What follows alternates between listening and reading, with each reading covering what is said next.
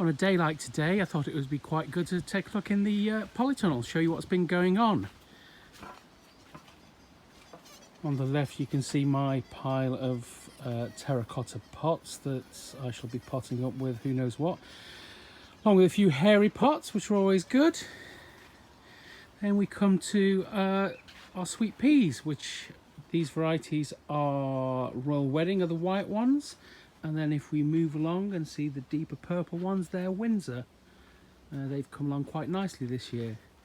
Then on the left you've got where I pot all my stuff up, which has got everything and anything from verbena to rudbeckia. I think these are some green echinacea and so on.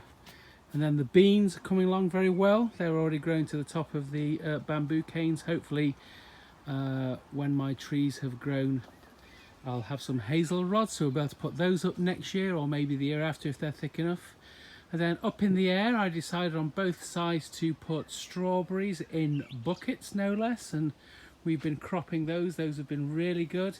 And then in the middle I've got a variety of tumbling tomatoes which are flowering at the moment, so getting towards the latter half of May I would expect maybe some tomatoes by the end of the month coming along, which will be brilliant.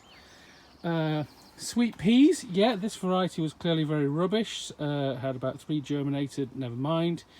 Others, they're already gone out, and these are the ones that probably need a bit more water, but we'll do that later tonight.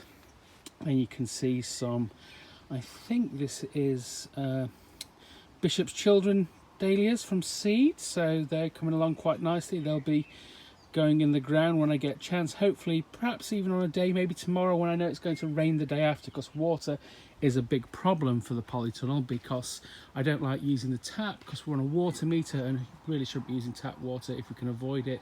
So I pump all the rainwater that we've stored, which I'll show you in a bit. More seedlings coming on. There's my soil blockers, which I've been quite pleased with. Actually, always worth trying. Some sweet corn, didn't put it in the square beds, probably should have, but they're growing again quite nicely. There's some example of the strawberries that we've been harvesting. Let's move along here. Again, the final load of seeds, some more strawberries. My old grapevine, which I've had in a pot for a couple of years, I suspect it's a variety for wine, so it'll probably taste awful, but I'm determined to get some grapes, because the one year I got loads of bunches. I turned my head and literally within the space of 24 hours blackbirds had eaten every single one and not even left a drop on the greenhouse floor, so perhaps be a bit more successful this time. You can see, possibly, maybe not, in the distance, that's the willow that I've harvested. There's a rabbit just waiting to eat all my things.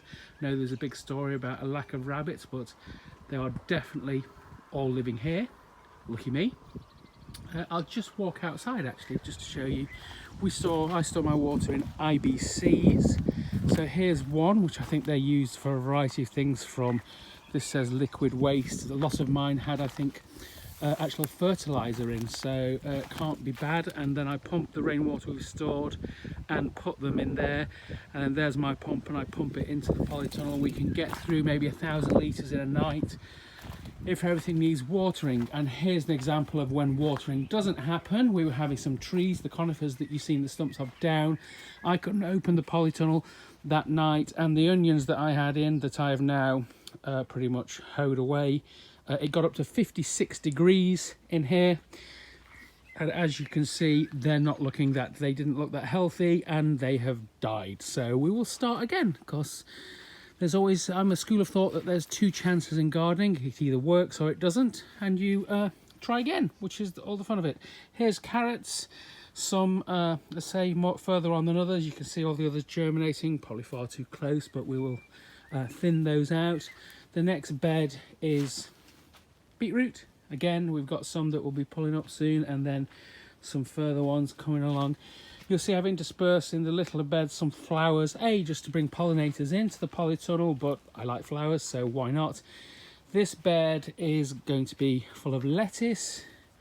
Here we've got a little bed, bit of calendula, some dahlias coming through, and this bed has got, crikey, courgette, butternut squash, and a variety of cucumbers. And then the final bed, not to bore you too much, is the final tomatoes that we couldn't get into buckets, so they've just gone into the ground because we'll get some off them. And there's a little horseradish plant which I've tried for the first time. So just a few of the things that we're growing. This is the first year that we've had it, so it's trial and error in our polytunnel. Let us know what you're doing.